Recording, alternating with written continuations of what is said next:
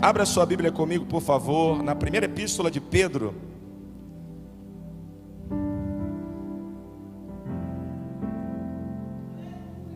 Versículo 3 a seguir.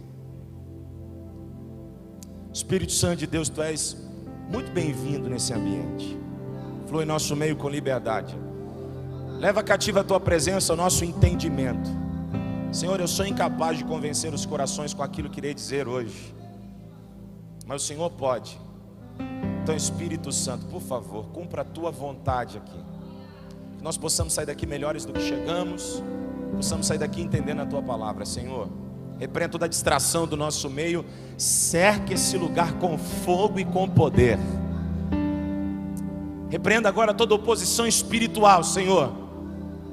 Jesus, enquanto as palavras forem sendo declaradas aqui, a exemplo de Gênesis 1, traga luz aonde não há luz, traz forma onde não tem forma, preencha vazios. Enquanto a palavra for sendo declarada, cura, restaura, liberta, transforma.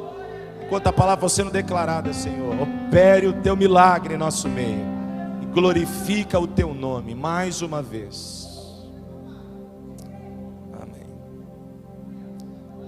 A palavra de Deus diz assim: agora que provaram que o Senhor é bom, à medida que se aproximam dele, a pedra viva, rejeitada pelos homens, mas escolhida por Deus e preciosa para ele, vocês também estão sendo utilizados como pedras vivas na edificação de uma casa espiritual para serem sacerdócio santo, oferecendo sacrifícios espirituais aceitáveis a Deus por meio de Jesus Cristo.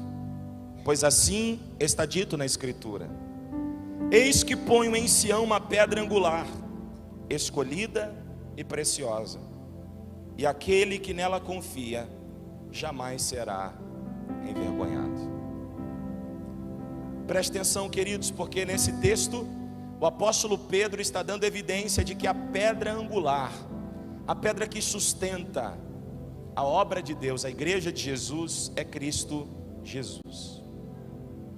Mas ele está dizendo que nós também fomos utilizados como pedras vivas na edificação desta obra. Ele é a pedra angular, nós somos as pedras vivas. Agora me ouça, por favor, porque esse texto, ele remete a dois outros textos. Quantos textos?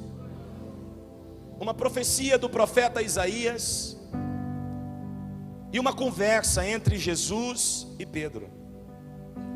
A conversa entre Jesus e Pedro é um relato dado por Mateus capítulo 16, onde Jesus diz para Pedro: Pedro, sobre esta pedra eu edificarei a minha igreja, e as portas do inferno não prevalecerão contra ela. Projeta para mim o versículo 18.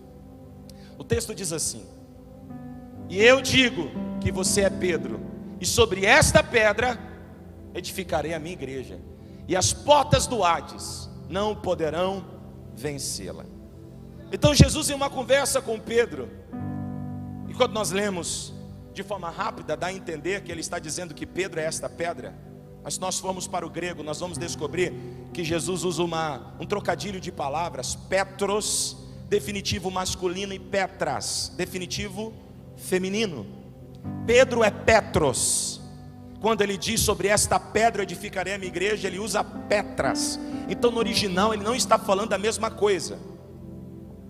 Mesmo que o nome Pedro significa fragmento de rocha, ele não está falando sobre este fragmento de rocha, sobre esta pequena pedra eu vou edificar a minha igreja. Pelo contrário, ele diz sobre esta rocha, sobre esta pedra, que é uma referência à pedra angular, eu edificarei a minha igreja. Então a igreja não está edificada sobre homens, a igreja está edificada sobre Cristo Jesus.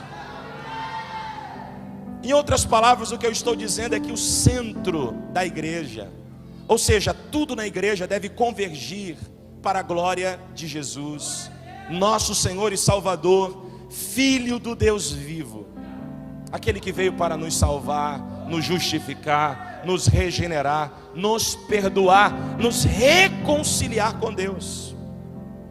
Então preste muita atenção nisso. A igreja está edificada sobre Jesus.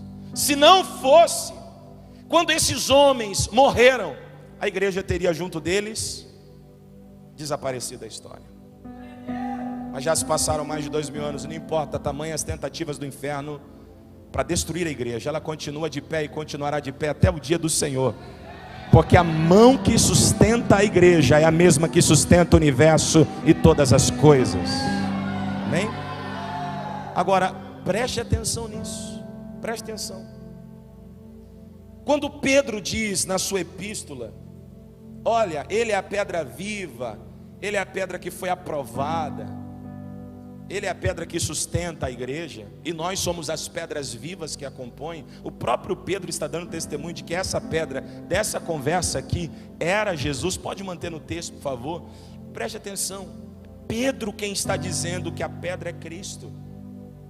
Ele também, no mesmo texto que nós lemos, faz uma referência a uma profecia de Isaías. Em 1 Pedro capítulo 2 que nós lemos, quando ele chega no versículo 6, ele diz assim: pois assim é dito na Escritura. Em outras palavras, Pedro agora vai usar uma referência textual de um Antigo Testamento, do Antigo Testamento. E eu quero ler com você o que está escrito em Isaías capítulo 28, versículo 16. Porque a referência que Pedro usa aqui no versículo 6 é a profecia declarada por Isaías no capítulo 28, versículo 16, da qual está escrito assim, preste atenção. Por isso diz o soberano. Nós precisamos prestar muita atenção em textos onde aparece essa expressão: por isso disse Deus, por isso diz o Senhor, por isso diz o soberano. Porque isso significa que nesse momento quem está com a palavra é o próprio Deus. E isso é imutável, inegociável. Isso é uma verdade absoluta. O que Deus falou, está falado. A Bíblia diz que Deus não é homem para que minta, nem filho do homem para que se arrependa. O que Deus declara é inviolável. Pode passar céus e terra, mas as palavras do Senhor jamais passarão. Nós precisamos assim prestar atenção e observar toda a Escritura, mas quando a gente encontra a expressão assim diz o Senhor, nós precisamos dobrar a nossa atenção, porque isso significa que é Deus quem está falando, o homem só está escrevendo. Deus nesse momento toma a palavra. E quando Deus toma a palavra, Ele diz: eis que ponho em Sião uma pedra.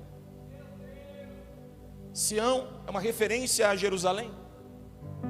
Aí Ele diz assim: uma pedra já experimentada, uma preciosa pedra angular para alicerce seguro. Aquele que confia jamais será abalado. Ele já vai mudar a versão, porque eu quero que você preste bem atenção nisso aqui. Mantenha essa daí por enquanto. Veja, Deus declara assim: uma pedra já experimentada. Mas se Ele está falando de Jesus, e o profeta Isaías está profetizando cerca de 900 anos antes de Cristo se manifestar entre os homens, por que Ele está usando esse termo como se o ministério de Jesus já houvesse acontecido? Por quê? Porque Deus é atemporal. Veja, queridos, nós estamos dentro da camada do tempo. Para nós há passado, presente e futuro. Para Deus não. Deus é atemporal, Deus está acima do tempo. Quem criou o tempo foi Deus. Me prova, te provo. Gênesis, se abre o capítulo 1, você vai ver lá. E disse Deus: haja luz. E viu Deus que a luz era boa, separou a luz das trevas, depois criou os luminares. E aí então ele disse: a luz vai ser chamada dia e a escuridão vai ser chamada noite. E aí ele separa o que é tempo, ele cria o que é tempo. Por isso a Bíblia diz que Deus é Pai da eternidade. Então Deus, preste atenção, Deus não é apenas eterno, Deus é Pai da eternidade, porque Ele está acima até da eternidade. Entende? Isso é soberania. Isso é a grandeza do Deus que você serve. Você fica aí sofrendo com esse probleminha minúsculo perto do tamanho do teu Deus, quando na verdade você deveria confiar na esperança de que você serve um Deus tão grandioso. Esse problema que você está enfrentando é nada para Ele. E esse Deus tão soberano decidiu se revelar a mim e a você como sendo o nosso Pai. Você está bom de pai, hein? Você está bom de pai. Olhe para alguém e fala assim: cuidado comigo, meu pai é o Pai da eternidade, hein? Se o meu pai é o Pai da eternidade, sou o que da eternidade? Brincadeira, você é filho da eternidade nada. Você seria irmão, né? Aí só para dar uma bagunçada com a sua mente. Olha só, queridos, preste atenção nisso aqui. Deus está falando que Jesus, que é essa pedra, já foi experimentada, aprovada. Mas o intrigante aqui é como termina esse versículo. E essa versão, ela dá uma camuflada em como termina o texto. E eu vou te explicar por quê. Porque tradicionalmente a igreja primitiva não gosta de expor Pedro, porque ela considera Pedro como o pai da igreja. Mas o pai da igreja é Deus. Mas eu quero ler numa outra versão e depois você vai pesquisar com mais calma, tá? Eu não estou aqui para ofender Pedro, nós estamos aqui para aprender com Pedro. Hoje nós vamos aprender com Pedro, amém, queridos? Coloca para mim na versão ARA, na versão Almeida, Revista e Atualizada, ok? Olha como termina o texto. Vamos ler. Portanto, assim diz o Senhor Deus: eis que assentei em Sião uma pedra, pedra angular, solidamente assentada. Lê comigo bem forte a parte final agora. 1, 2, 3.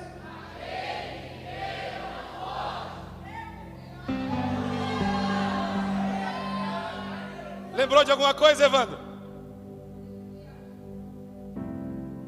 Aquele que crê. Então presta atenção, porque aqui nesse texto Isaías já está tendo uma revelação da conversa que Jesus teria com Pedro. Pergunte por quê?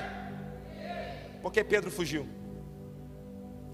É por isso que Pedro, na sua epístola, ele faz uma menção a esse texto, porque ele descobre que esse texto é uma referência a ele mesmo. Porque presta atenção, até aqui, até o assentada, ele está falando de Jesus, mas no final ele faz uma referência a alguém que, ao descobrir que Jesus era a pedra, deveria crer e não fugir.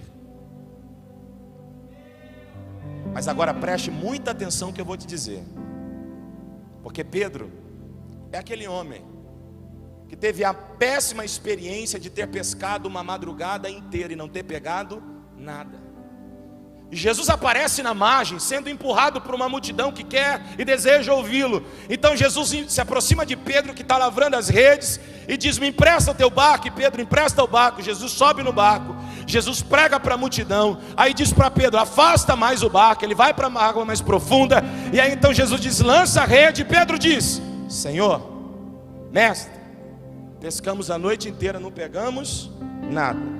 Como quem diz assim: olha, com base na minha experiência, o mar não está para peixe, mas sobre a tua palavra eu lançarei a rede. E ele lançou, e ele descobriu que a palavra de Jesus trazia existência àquilo que não existia.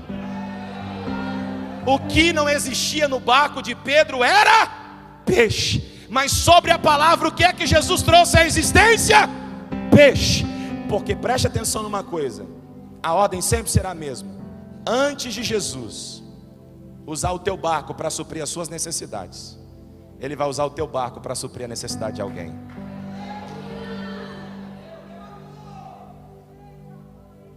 Antes de Jesus encher o barco de Pedro, que é aquilo que Pedro precisava, Jesus usou o barco de Pedro para alimentar uma multidão sedenta pela palavra.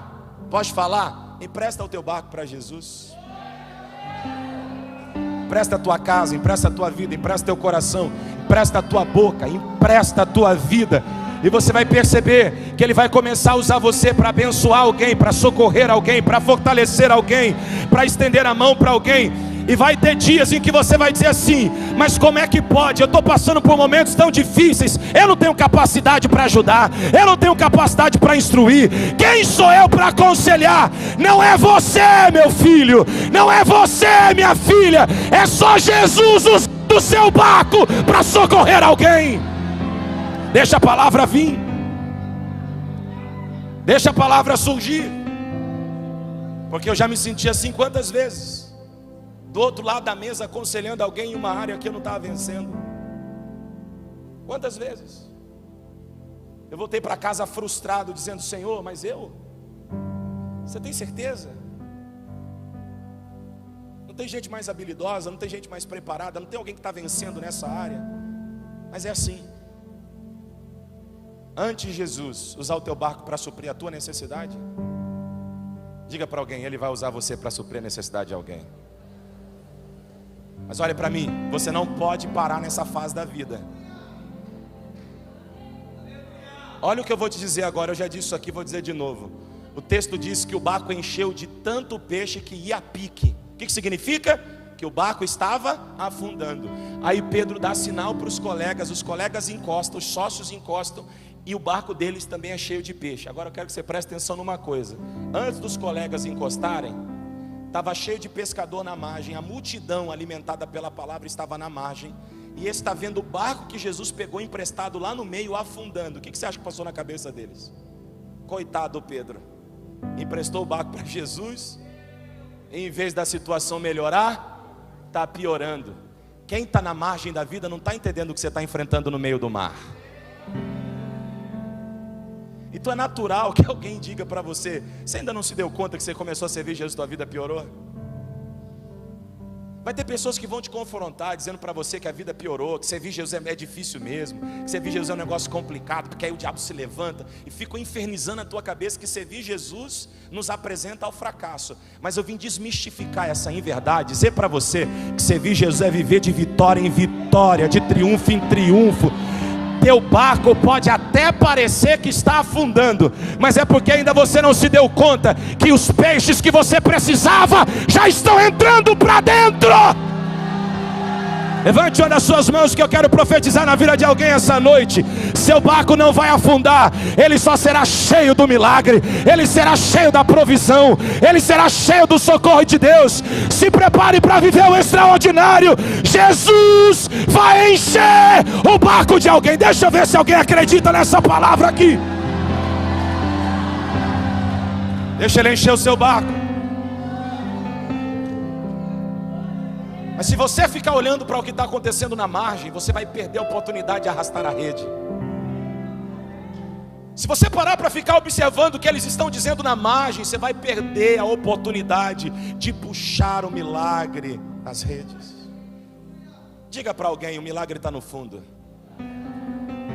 Então, saia da margem da sociedade, saia da zona do comum, saia do ambiente do natural. Você quer viver o sobrenatural, quer viver o extraordinário? Sai do natural, sai do ordinário. Faça para Deus o que você nunca fez, e Deus fará por você o que mais ninguém pode fazer. Alguém crê que Jesus no barco realiza milagres? Deixa eles falarem, deixa eles criticarem, deixa eles. Agora sabe, olha só, Jesus usa o barco de Pedro para alimentar uma multidão, e agora o barco de Pedro está cheio de peixe. E sabe o que Jesus ensina para Pedro? Ensina para Pedro o seguinte: Pedro, quando eu estou no barco, eu uso você, eu uso a sua estrutura para abençoar alguém. Eu supro a sua necessidade e te revelo uma verdade. Pergunte qual? Que o milagre de Deus para a sua vida sempre será maior do que a tua capacidade de conter. Eu vou repetir, segura e escute isso aqui, porque você precisa ouvir. Diga assim comigo: o milagre de Deus para a minha vida sempre será maior do que a minha capacidade de contenção. Você acha que a tua estrutura é grande demais, mas quando o milagre se manifestar, você vai perceber que ela é pequena. Eu vou explicar de uma forma assim mais simples. O que Deus vai realizar na tua vida será tão grande que até você vai ficar perplexo. Você vai dizer: é grande demais para mim, eu vou me perder. É grande demais para mim, eu vou me perder. É grande demais para mim, eu vou me perder. Aí Jesus vai dizer: então abençoa alguém, aplica na vida de alguém, volte a honrar alguém. Eu vou dizer para alguém: levante sua mão, deixa eu profetizar sobre a sua vida. O que Deus vai começar em você essa noite não vai terminar em você. Se alguém acredita nisso, faz alguma coisa para Jesus nesse lugar. Agora imagina comigo o Pedrão, que viveu aquele milagre. O cara estava cheio de dívida, cheio de problema, não estava pescando nada, nem no melhor horário, você imagina. Agora ele vive o milagre. Aí Jesus sai do barco e vai indo embora. Pedro sai correndo atrás e diz: ei mestre, dobra os joelhos e diz assim: eu não sou digno, eu não sou merecedor. Jesus olha para Pedro e diz: ah, Pedro, se você entender, Pedro, o que está acontecendo aqui, você vai deixar de ser pescador de peixes e vai se tornar pescador de homens. E Pedro todo constrangido, envergonhado, porque percebe que se trata do Senhor. Ele diz: eu não sou digno. E ele vai aprender uma lição: Deus não chama quem se acha digno. Jesus não está dizendo: vinde a mim os perfeitos. Ele diz: vinde a mim os que estão cansados, sobrecarregados e oprimidos. Você está se sentindo assim? Seja bem-vindo, o convite é para você. E Ele vai libertar, transformar, lapidar sua vida. Olha isso aqui. O Pedro constrangido vai ouvir uma frase confrontadora: deixa tudo e me segue. Jesus não está chamando Pedro com o barco vazio de uma noite inteira de fracasso, porque é fácil seguir Jesus quando eu não tenho nada para abrir mão, quando eu não tenho nada para deixar. Jesus está dizendo: me segue com o barco cheio de peixe. Porque grave o que eu vou dizer para você: Jesus sempre vai chamar alguém quando esse alguém tiver alguma coisa para deixar para trás. Você sempre terá que fazer uma escolha: servir a Jesus ou continuar preso a essas coisas que só estão te trazendo dor e sentimento de fracasso. Mas eu vim dizer para alguém: Deus quer te libertar desse sentimento hoje. Ele quer revelar para você que o propósito que Ele tem para você é maior e melhor do que aquilo que você sonhou e imaginou. Porque Ele diz: sou eu quem sei os planos que tem a vosso respeito, diz o Senhor, planos de lhes dar um futuro e de lhes prosperar. Eu vim mexer com você e dizer: deixa o barco mesmo que ele esteja cheio, siga Jesus. Sabe por quê? Porque um barco cheio de peixe em uma noite pode pela manhã voltar a ser barco vazio. Mas uma vida que carrega a presença de Jesus nunca sentirá falta de peixe, nunca sentirá falta de nada. Quando Jesus declarou: buscai o reino dos céus e a sua justiça, e todas as demais coisas vos serão acrescentadas, imagina a cara de Pedro. É verdade. Eu sou prova, é verdade. Cutucando o João e falando assim: ô João, você lembra aquela vez que ele me deu uma varinha e falou para mim pegar um peixe e tirar a moeda dentro da boca? Pois é, aquele dia eu não enchi o barco, mas você acredita que tinha uma moeda dentro da boca do peixe que deu para eu pagar as contas? Porque Jesus, para realizar um milagre, escuta o que eu vou dizer para você, Ele não precisa te surpreender com quantidade. Ele realiza milagre com muito, mas também realiza milagre com... Quem anda com Jesus sabe, e Pedro sabia. Pedro viveu esse milagre. Não só esse. Posso contar uma outra de Pedro? A Bíblia diz que em certa ocasião Jesus, reunido com seus discípulos, chamou Pedro, Tiago e o João. Ele falou: vem cá os três comigo, eu quero mostrar um negócio para vocês. Sobe o monte com eles. E quando está lá no monte, eles estão orando. O corpo de Jesus é transfigurado em corpo de glória, na presença de Moisés e Elias. Você não tem noção quem é Moisés e Elias para um judeu. Os camaradas estão vendo parte dos heróis da nação em corpo de glória, e Jesus no meio, em corpo de glória. Eles estão vendo aquilo de olhos abertos, eles não estão em transe.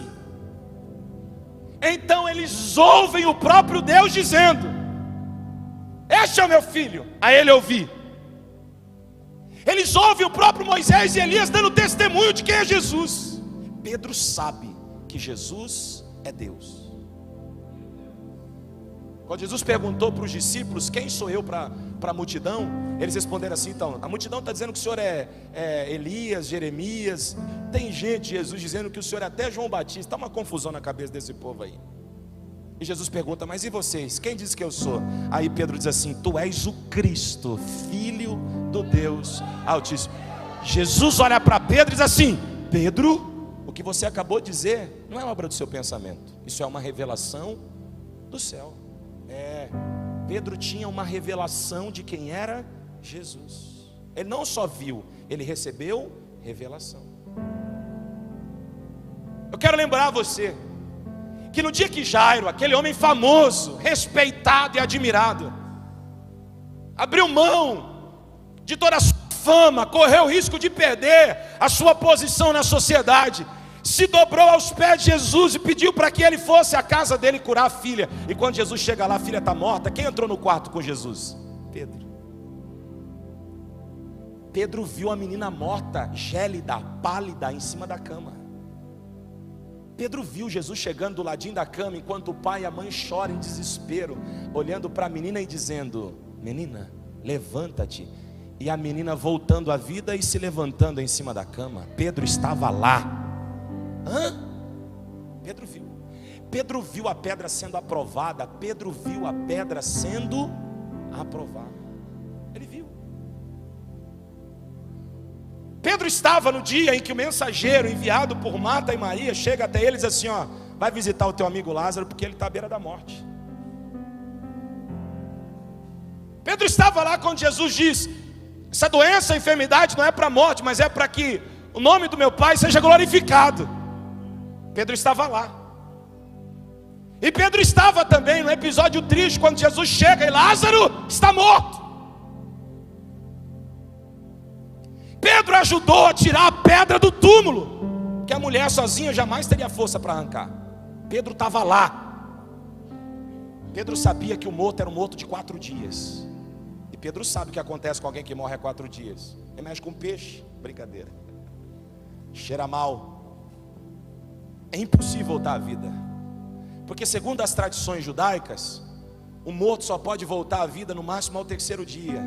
Porque eles têm referência do Jonas. Então, na cabeça deles, não voltou à vida ao 3º dia, em terra já era, não tem o que fazer. Agora presta atenção, porque todo mundo está pensando, Jesus chegou tarde demais, inclusive Pedro. E Jesus faz a seguinte oração, olha que oração difícil: Pai, graças te dou, porque sempre me ouves. Lázaro! Ai, Pedro está lá, fica imaginando na minha cabeça que eu sou desse.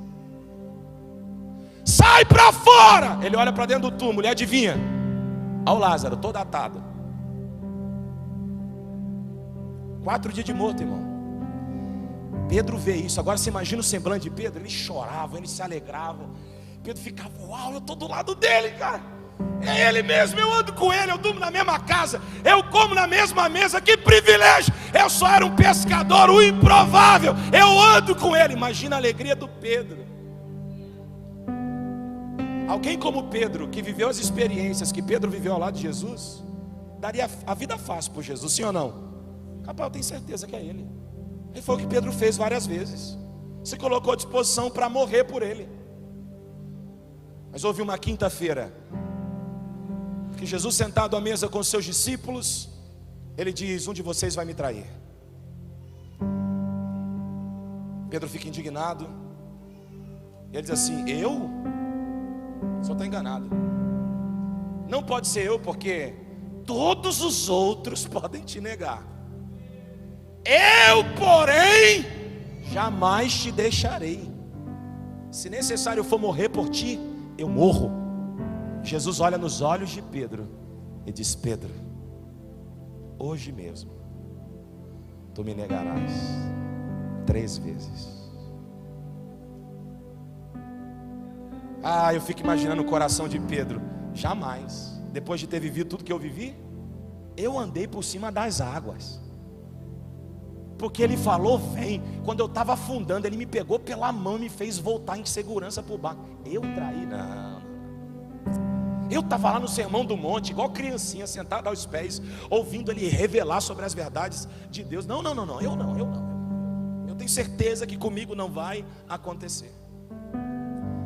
Porque aquele que crê, não foge.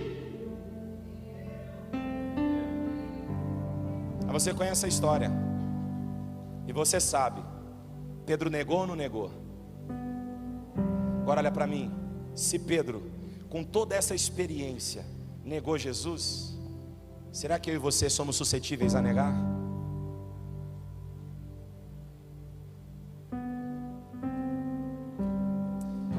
Eu vim hoje pregar para essa igreja, como o Espírito Santo pregou para mim essa mensagem: aquele que crê não foge. E eu quero pensar com você aqui rapidamente, dentro do tempo que eu tenho, que já não tenho mais.